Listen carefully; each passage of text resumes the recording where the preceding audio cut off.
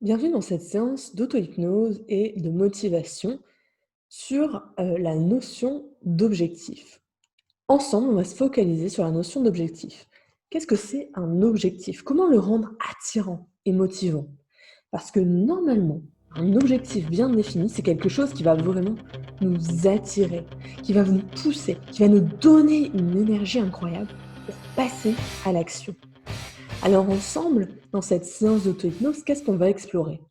On va d'abord se poser la question d'un objectif précis et on va imaginer, que pour,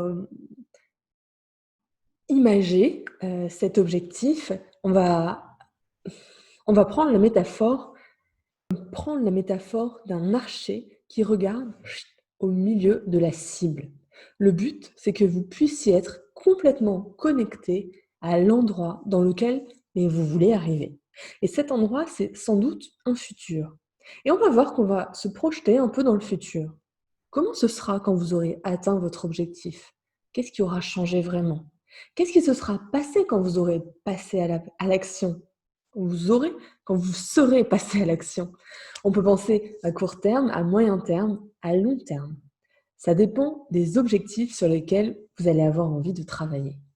On va mobiliser toutes les ressources qui existent à l'intérieur de nous pour aller dans cette direction. Et on va passer par plusieurs expériences. Définir un objectif, c'est se poser la question d'abord de tout ce que l'on croit de cet objectif. Et ça va être la première idée des 2 premiers exercices. On va aborder la notion de croyance. C'est un thème qui est aussi très spécifique et on pourrait vraiment faire même plusieurs séances uniquement sur le sujet des croyances. Ici, on va en prendre quelques petits morceaux pour aller vers ce qui nous intéresse ici, c'est-à-dire l'atteinte de l'objectif. Alors, qu'est-ce qu'une croyance?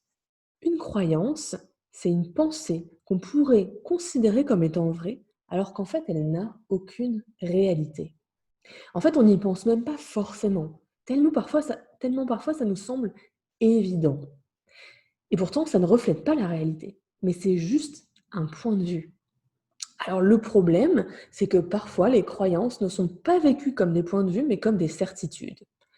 Par exemple, quelqu'un qui a la certitude qu'il n'est pas capable d'atteindre un objectif, eh bien, quelle que soit son envie d'atteindre cet objectif, cette certitude, cette croyance va venir l'empêcher d'avoir, par exemple, l'énergie pour l'atteindre, ou alors de mettre en place des choses pour l'atteindre. La notion de croyance, c'est quelque chose de complexe, mais c'est aussi fascinant.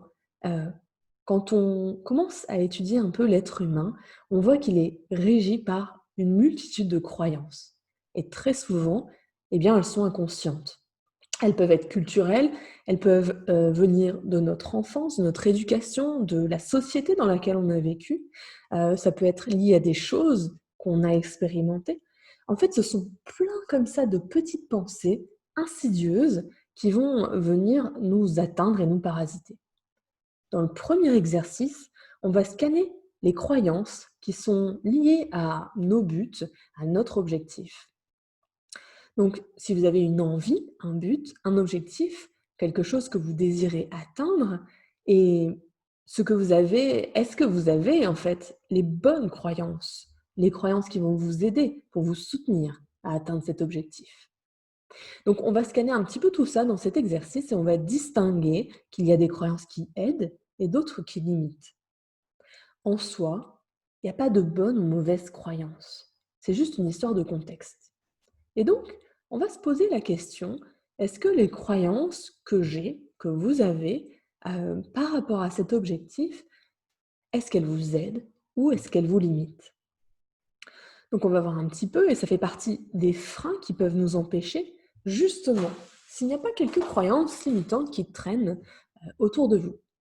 Vous savez, c'est des pensées qui empêchent d'avancer, des pensées qui vous empêchent de croire en vous, de croire que c'est possible, de libérer vos capacités, vos possibilités, vos ressources. Et au moins, une fois sur deux, quand une personne pense avoir un problème de capacité, je ne suis pas capable de, très souvent, c'est lié à un problème de croyance. Si on prend un exemple, par exemple, sur la mémoire et qu'on questionne des personnes qui ont des problèmes de mémoire et vraiment qu'on les questionne avec précision, et ben, on va se rendre compte, une fois sur 2 quasiment, que ces personnes-là, elles mémorisent très bien certaines choses et au fond, elles ont pas vraiment de problème de mémoire, mais dans un domaine en particulier, quand elles essaient de mémoriser, en fait, elles n'y arrivent pas. Et souvent, dans ce domaine, elles ont des croyances particulières. Par exemple, je suis douée pour apprendre ça, ou mon état d'esprit ne s'y prête pas, ou je suis pas douée dans telle chose, j'ai une mémoire qui est comme ci ou comme ça. Bref, plein de pensées, de croyances limitantes. La capacité de mémoire, elle est là, mais juste pas activée parce que la croyance ne permet pas son activation. Et donc, c'est pour ça qu'on va étudier les croyances. Souvent, pour le passage à l'action, pour le fait de réaliser des objectifs, eh ben, il peut y avoir plein de petites croyances qui, comme ça, sont venues se greffer quelque part dans votre vie. Et nous, on va essayer un petit peu de nettoyer ça dans le premier exercice, qui sera divisé en 2. Dans le deuxième exercice, on va se focaliser sur l'objectif et on va considérer qu'un objectif, si je reprends cette image de l'archer, eh ben c'est comme une cible. On va viser vraiment le centre de cette cible. L'idée, c'est que ça soit tellement attirant que vous allez sentir toute une énergie à l'intérieur de vous qui va venir se mobiliser pour atteindre cette cible. En fait, un objectif, quand il est bien défini, c'est vraiment un énorme levier de motivation. On y pense souvent, même tout le temps, c'est quelque chose qui va rester à l'intérieur de nous et on va commencer vraiment à se sentir attiré très naturellement. Le truc, c'est que d'habitude, on essaie de créer une attirance consciente. Mais là, dans ce deuxième exercice, on va tenter de créer une attirance inconsciente. Vous savez, je pense que ça nous est tous arrivé quand on capte que notre inconscient travaille sur quelque chose auquel on ne pense pas particulièrement. On sent qu'il y a des choses qui se passent à l'intérieur de nous, ouais. Ça peut être, des rêves qu'on fait la nuit. C'est vraiment quelque chose, voilà, auquel on n'a pas forcément pensé, mais ça revient sous une forme ou une autre. Et en fait, on sent qu'il y a une part de notre énergie qui est consacrée à penser à des choses en dehors de notre conscience et que ça peut remonter à la surface. En fait, on a énormément d'énergie inconsciente. Et le but de ce deuxième exercice, c'est de prendre toute cette énergie et de la focaliser sur un objectif. C'est comme si tout en vous, consciemment et inconsciemment, allait se diriger vers l'atteinte de cet objectif. Donc pour ça, on va préciser l'objectif, on va le rendre attrayant, attirant. On va faire un travail un petit peu de visualisation, de projection mentale, et vous allez sentir que c'est un lien qui va se créer entre vous et cet objectif. Si on reprend notre métaphore du tir à l'arc, avec cette idée que l'archer, il est à la fois l'archer, à la fois la flèche et à la fois la cible. Et que du coup, en fait, la distance entre les deux, elle est déjà parcourue avant même que la flèche soit lâchée. C'est vraiment cette sensation-là que vous allez ressentir qu'à un moment donné, vous êtes déjà quasiment dans votre objectif, avant même d'avoir commencé à bouger ou à avancer. Le premier pas, vous allez vraiment le faire très spontanément. Et ça nous emmène sur notre troisième exercice, qui est au final un peu la suite logique du deuxième. Là, on va se projeter dedans, dans un état d'hypnose un peu plus profond. Et on va faire ce qu'on appelle une futurisation. On va imaginer qu'on avance dans le temps. Et vous allez vous réveiller en fait dans l'avenir.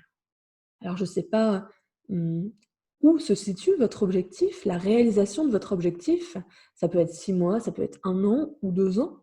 Admettons que ce soit dans 2 ans. Eh bien, dans ce troisième exercice, vous allez vous réveiller dans 2 ans. Ce sera le présent. Et le but, c'est de l'incarner totalement. De sentir que tout ce que ça a changé en vous, tout ce que ça vous a apporté, tout le chemin que vous avez parcouru, tout ce que vous avez fait pendant ces 2 ans-là, tout ce que vous avez mis en place.